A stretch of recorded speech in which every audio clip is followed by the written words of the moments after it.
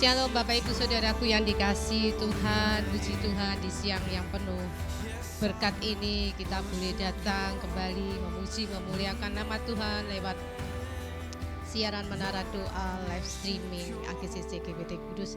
Mari Bapak Ibu Saudara sekalian yang sudah menantikan Menara Doa ini, mari kita akan bersama-sama satu hati berdoa sebelum kita lebih dalam lagi memuji memuliakan nama Tuhan. Kami mengucap syukur terima kasih kepadamu Bapa di surga, di dalam nama Tuhan Yesus, buat Roh Kudus-Mu yang senantiasa terus mengingatkan kami. Roh kami saat mengingatkan kami berarti roh kami sangat membutuhkan makanan dan segala sesuatu yang rohani, sehingga rohani kami semakin hari dapat semakin bertumbuh dewasa, semakin sehat, dan kami dapat menikmati hadirat Tuhan. Hidup kami dapat kami jalani dengan penuh semangat dan penuh sukacita dan ucapan syukur karena ada pujian penyembahan di dalam kehidupan roh kami. Terima kasih Bapa di surga buat waktu yang Kau berikan pada kami, buat hari yang Kau percayakan kepada kami, sehingga kami dapat kembali bernafas untuk menghirup udara segar di dalam dunia ini. Sebelum kami memuji memuliakan nama Tuhan, kuduskan sucikan hati, pikiran kami, lidah bibir kami, sehingga kami layak untuk memuliakan nama-Mu yang suci, nama-Mu yang kudus. Kuasa roh jahat disingkirkan dari sekitar kami, dan biarlah Roh Kudus-Mu saja yang beracara di dalam kehidupan kami, sehingga kami dapat menikmati hadirat-Mu lewat pujian penyembahan. Dalam nama Tuhan Yesus kami siap mulai memuliakan nama Tuhan. Kita semua yang saat ini sepakat dalam pujian, mari kita aminkan bersama. Amin. Puji nama Tuhan, haleluya. Tuhan telah memberikan nyanyian di dalam setiap mulut orang-orang percaya. Bahkan di dalam Mazmurnya Raja Daud berkata, dari mulut bayi-bayi yang menyusu dan kanak-kanak, Tuhan itu sudah sediakan pujian. Masalahnya seringkali manusia itu malas untuk memuji Tuhan. Kalau sudah taruh puji-pujian di dalam mulut kita, ayo mari kita gunakan, karena ada kuasa di dalam pujian yang sangat luar biasa.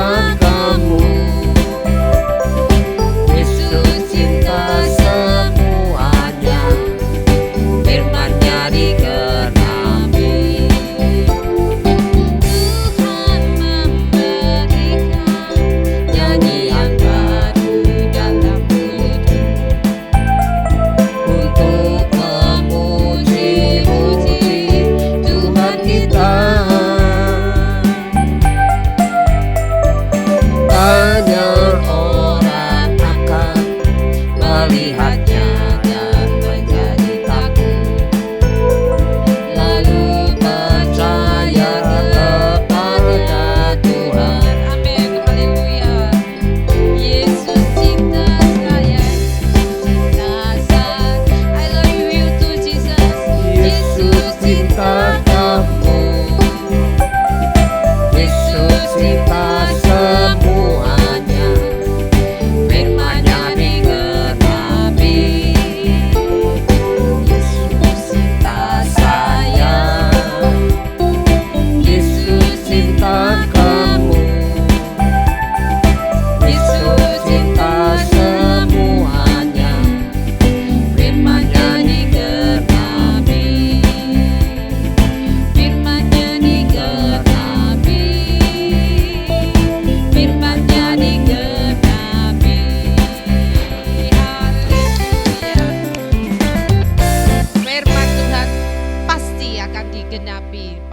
akhir zaman nanti akan banyak orang akan melihat kedatangan Tuhan yang kedua kali di atas awan-awan, dan disitulah firman Tuhan digenapi. Haleluya, puji Tuhan. Glory, glory, glory, glory. Kita tinggikan Dia, salibnya begitu luar biasa, pengorbanannya begitu ajaib di dalam hidup kita.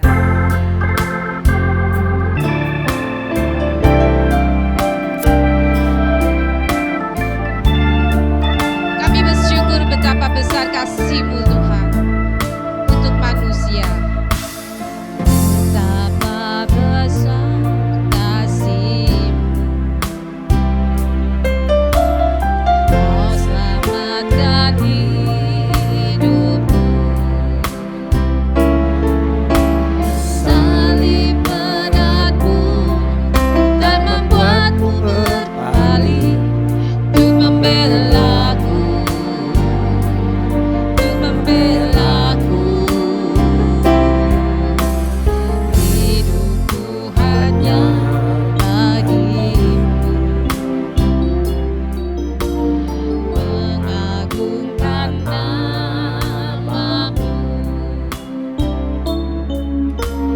Dunia tak dapat membuatku berpaling dari kasih-Mu, dari cinta-Mu. Pengorbananmu menyadarkanku betapa berat Hidupku di pandangan mata-Mu yang hidupku.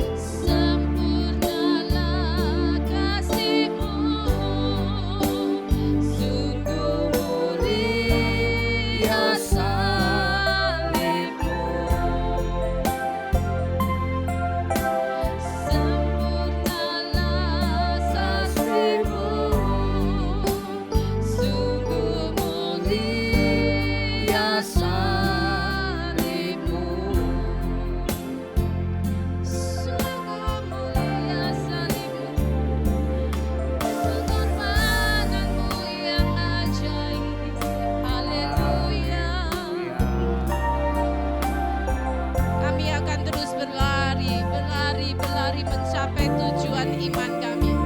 Segala sesuatu yang telah berlalu, segala sesuatu yang sudah tidak ada gunanya, yang ada di belakang kami tidak akan pernah kami lihat kembali. Kami akan berkata seperti Rasul Paulus, aku melupakan apa yang telah di belakangku dan berlari-lari mencapai tujuan imanku, bertemu muka dengan muka, masuk di dalam surga kemuliaan kekal, berjumpa dengan kekasih kita, kekasih yang tulus mengasihi kita. Pengorbanannya yang telah Dia kerjakan di dalam hidup kita, Dialah Yesus Kristus Tuhan dan Juru Selamat yang duduk di atas tahta yang maha tinggi, tahta yang mulia. Itulah yang menjadi kerinduan hati kita. Haleluya. Segala sesuatu yang telah berlalu, semuanya itu adalah sampah. Tidak ada gunanya lagi kita mengingat-ingat. Justru itu akan membuat kita tidak dapat berlari-lari. Itu yang akan menghentikan langkah kita. Ingatlah Dia datang, Yesus datang, pengorbanannya untuk menebus kita, menyucikan, mengampuni. Anggap betapa besar kasih-Mu Bapa, kami bersyukur, kami bersyukur.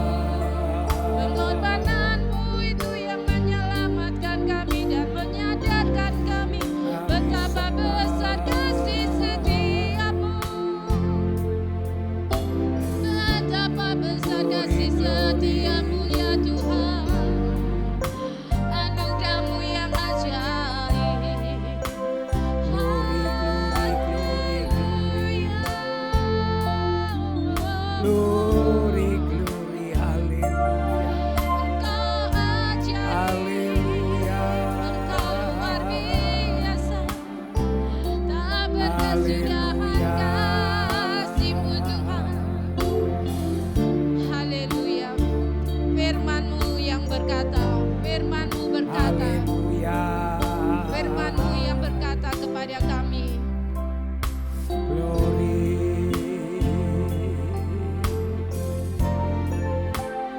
Kami sembah,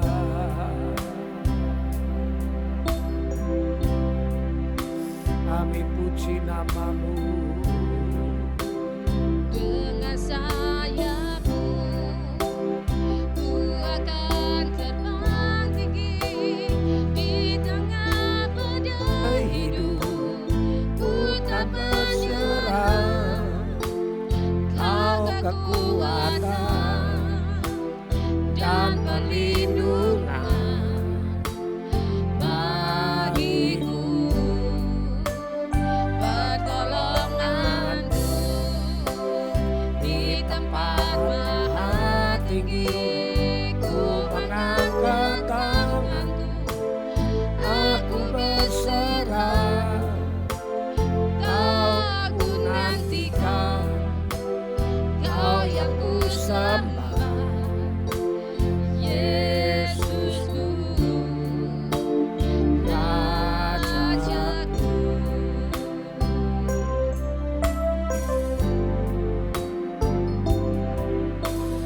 Firman-Mu berkata, Kau besertaku,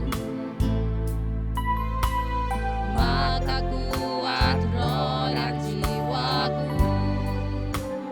Tangan-Mu Tuhan, tangan-Mu Tuhan selalu ku nantikan. Di setiap langkahku berjaya, dengan sayap-Mu ku akan terbang tinggi di tengah badai hidup. Ku tak menyerah, Kau ku nantikan, dan perlindungan bagiku,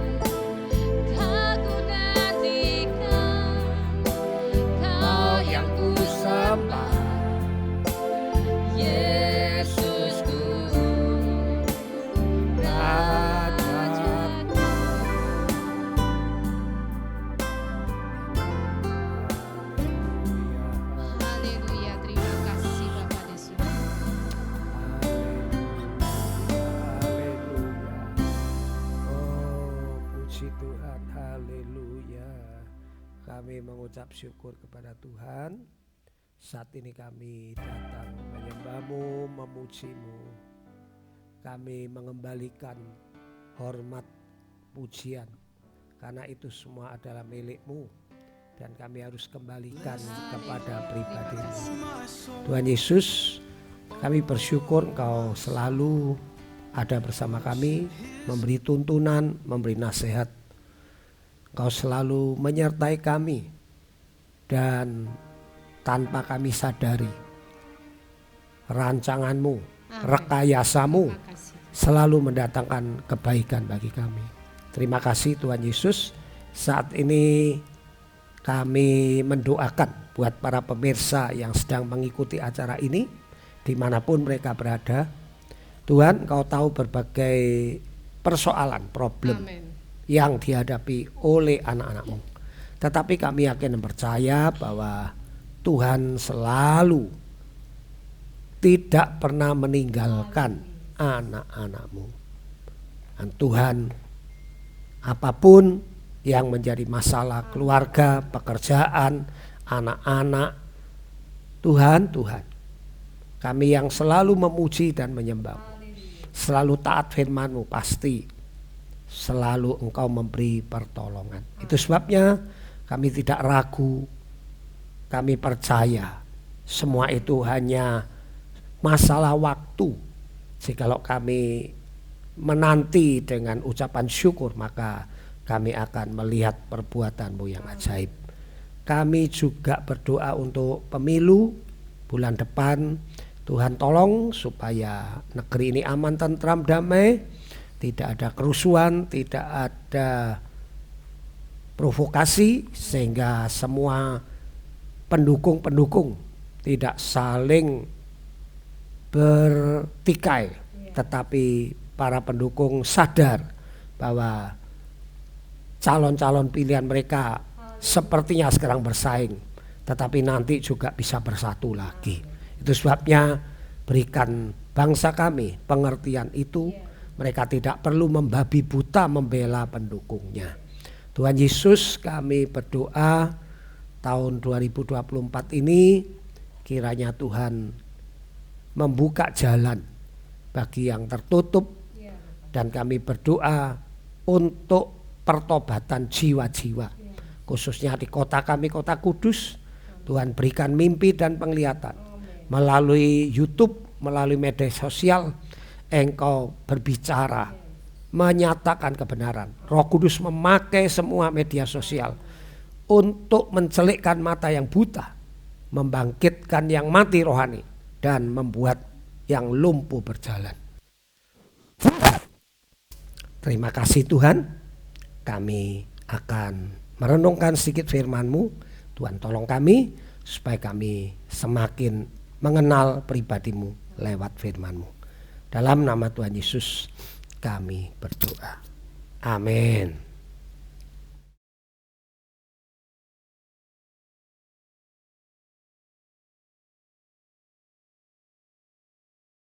Puji Tuhan, saudaraku.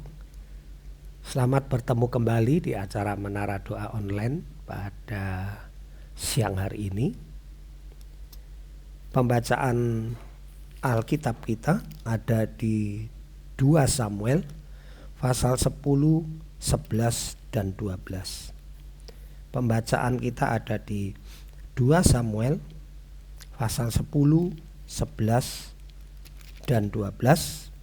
Dan saya mendapatkan rema dari cerita 1 Samuel pasal 12, di mana Nabi Nathan memperingatkan Raja Daud bahwa Raja Daud telah berbuat dosa yang besar. Raja Daud menistakan nama Tuhan. Yang menjadi rema kita pada siang hari ini adalah kita mengerti bahwa apa yang dilakukan Daud tidak ada yang tahu. Bahkan Panglima Yoab pun tidak mengerti rekayasa Uria disuruh menaruh di depan garis pertempuran. Siapapun tidak ada yang mengerti. Ya. Bahkan Uria pun sebagai suami Batseba tidak mengerti apa-apa. Tatkala dia dipanggil pulang, diberi hadiah, disuruh tidur di rumah, sebagai seorang prajurit yang penuh dedikasi, dia tidak mau melakukan hal itu. Itu adalah merupakan pengkhianatan terhadap atasan dan teman-temannya. Bagaimana mungkin teman-teman yang mempertaruhkan nyawa, dia bisa dengan nikmatnya pulang ke rumah beristirahat. Teman-temannya mempertaruhkan nyawa untuk membela bangsa. Itu sebabnya Uria pun tidak mengerti kalau semua itu adalah rekayasa dari Daud. Nah, yang luar biasa, walaupun tidak ada seorang pun yang mengerti, tetapi Tuhan yang tahu, Tuhan yang melihat, Tuhan yang mengerti. Dan Tuhan mengutus Nabi Nathan untuk menegur. Dan cara menegurnya itu elegan sekali. Karena Daud seorang raja, tentunya menegurnya itu tidak bisa langsung. Harus memakai perumpamaan. Disinilah etika, ya. Kita belajar etika. Atasan kita, orang yang punya kedudukan, kalau kita menegur itu harus memakai cara supaya teguran kita itu mengena, tidak justru membangkitkan emosi. Dan di sini kita melihat juga kerendahan hati Daud yang mau menerima teguran itu. Padahal dia seorang raja, dia bebas mengambil siapapun yang dia ingini, dan dia bebas membunuh siapapun yang dia mau. Kalau kita melihat raja-raja zaman dulu itu begitu, saudara. Tetapi kita melihat kerendahan hati Daud. Tatkala dinasihati, ditegur, dia tidak membantah, dia mengakui. Nah, bukti orang rendah hati itu salah satunya mengakui. Kalau memang salah ya salah. Kalau tidak ya tidak. Ya, itu bukti orang rendah hati. Mari kita belajar, saudaraku. Kalau memang kita diberitahu, kalau memang salah ya salah. Kalau kita dituduh kemudian kita salah, ya kita ngomong, ya memang aku salah. Tapi kalau kita tidak salah, kita ngomong, oh enggak, bukan saya itu. Kamu bohong, kamu dusta. Tidak ada yang seperti itu. Kita menegakkan kebenaran. Tapi kalau dia terus menuduh kita, ya terserah. Kita sudah mengatakan ya di atas ya, tidak di atas tidak. Kembali, Tuhan yang Maha Tahu itu mengutus Nathan untuk memberikan perumpamaan. Ada orang kaya raya yang punya ribuan ekor kambing domba yang kedatangan tamu, ya, tapi dia tidak rela menyembelih satu ekor pun untuk menjamu tamu tersebut. Justru dia mencuri milik tetangganya, seorang miskin yang cuma punya satu anak kambing yang tiap hari dipelihara, digendong di pangkuannya. Nah, dari perumpamaan tersebut Daud menjadi marah. Orang yang kaya itu betul-betul tidak tahu diri. Orang itu harus dihukum mati. Kalau toh dia mengambil kambing dombanya sendiri tidak berpengaruh karena dia punya ribuan ekor. Masa tetangganya cuma punya satu dirampas? Nathan kemudian mengatakan, itulah kamu. Kamu punya segala-galanya, punya istri, punya semuanya. Tetapi kamu mengambil istrinya Uria. Dan saat itulah Daud tertempelak. Saudaraku yang dikasihi Tuhan, sekali lagi Tuhan itu Maha Tahu, menyuruh Nabi Nathan untuk mengungkapkan apa yang dilakukan Daud. Bahkan pikirannya yang tersembunyi tidak ada seorang pun tahu. Maksud-maksud hatinya yang tersembunyi, tipu daya liciknya enggak ada yang tahu. Tuhan bisa tahu. Nah, bedanya tidak selalu kemahatauan Tuhan itu menyuruh nabi atau pendeta menegur kita. Mungkin nasihat hamba Tuhan tidak secara langsung, tidak mendatangi kita secara pribadi, tetapi khotbah-khotbah yang disampaikan, firman Tuhan yang disampaikan, kalau itu merupakan teguran, itu adalah kemahatauan Tuhan, saudaraku. Kalau kita tidak ditegur oleh nabi yang datang ke rumah kita, kita merasa Tuhan gak tahu. kita merasa Tuhan tidak melihat. Salah, saudaraku ya. Nah, bayangkan umpama Daud tidak didatangi Nabi Nathan untuk menegur kesalahan Daud, untuk mengungkapkan tipu daya dan rancangan jahatnya. Saudara kira Tuhan tidak tahu? Oh tahu, Tuhan tahu. Bedanya Tuhan tahu, tapi Tuhan tidak selalu menyuruh orang untuk menegur dosa dan kesalahan kita, tidak selalu. Nah, tatkala kita membaca firman Tuhan secara pribadi, disitulah teguran Tuhan kepada kita. Ya, tatkala kita dengar khotbah, disitulah teguran Tuhan kepada kita. Jadi kalau tidak ada seseorang yang datang bernubuat menegur kita, jangan dikira kalau Tuhan itu tidak tahu segala hal-hal yang kita lakukan. Salah, saudaraku. Dan orang Kristen zaman sekarang senang kalau ada orang datang ngomong, kamu begini ya, kamu jangan kerja ini, kamu kerja di perbengkelan. Dia senang kalau ada orang yang mengutarakannya. Dia merasa Tuhan tahu. Tapi kalau tidak ada orang yang datang mengutarakan, dia merasa Tuhan tidak tahu. Saudaraku, saya mau beritahu, camkan ini sungguh-sungguh. Ada orang mau datang menubuatkan saudara atau tidak? Ada orang menegur saudara dengan khotbahnya atau tidak? Tuhan tetap Maha tahu. Dan pada hari penghakiman nanti, semua yang kita perbuat akan dibukakan oleh Tuhan kalau kita tidak mengakui. Kalau kita sudah mengakui, Tuhan mengampuninya. Tetapi apabila kita tidak mengakui, maka bukti-bukti itu akan dinyatakan. Seperti seseorang kalau di pengadilan, kalau dia tidak mengakui, maka ada bukti-bukti untuk ditampilkan, baik itu berupa video, foto, supaya yang tidak mengaku itu menjadi mengaku. Nah, berbahagialah kita punya Tuhan yang murah hati. Kalau kita sudah mengaku, kalau iya, kalau tidak, maka dia tidak akan mengungkapkan semua kejelekan kita. Dia Maha Pengampun, Dia Pengasih. Cukup kita mengakui, ya, cukup kita berkata benar. Ya, saya melakukan, ya, saya tidak melakukan. Dan itu tidak akan mendatangkan rasa malu pada saat pengadilan. Kiranya Tuhan memberkati renungan firman-Nya pada siang hari ini. Saudaraku, mari kita tutup dengan doa Bapa kami. Bapa kami mulai. Bapa kami yang di sorga, dikuduskanlah namamu, datanglah kerajaan-Mu. Jadilah kehendak-Mu di bumi seperti di sorga.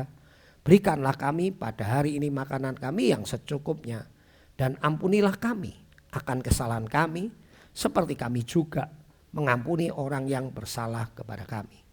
Dan janganlah membawa kami ke dalam pencobaan, tetapi lepaskanlah kami daripada yang jahat. Karena Engkaulah yang mempunyai kerajaan dan kuasa dan kemuliaan sampai selama-lamanya. Puji Tuhan. Mari kita tutup menara doa siang hari ini dengan doa berkat. Tadakan tanganmu, saudaraku, kalau saat saudara sedang di rumah. Saudaraku yang dikasihi Tuhan, kiranya pengenalan akan Tuhan yang Maha Tahu, yang Maha Kuasa, membuat kita menjadi orang yang jujur dan tulus. Tidak perlu merekayasa dan tidak perlu menghindar. Karena pada akhirnya semuanya tidak ada yang tersembunyi, yang tidak dinyatakan. Tidak ada yang tertutup, yang tidak dibukakan. Itu sebabnya kembali bekerja dengan jujur, dengan tulus, berkat dari Bapak Yahweh, cinta kasih dari Tuhan Yesus, kekuatan perlindungan Roh Kudus menyertai saudara siang hari ini sampai Tuhan Yesus datang untuk yang kedua kalinya. Dalam nama Tuhan Yesus kami pohonkan doa berkat ini. Mari semua yang diberkati katakan amin. Puji Tuhan, sampai di sini menara doa pada siang hari ini. Sampai bertemu. Haleluya.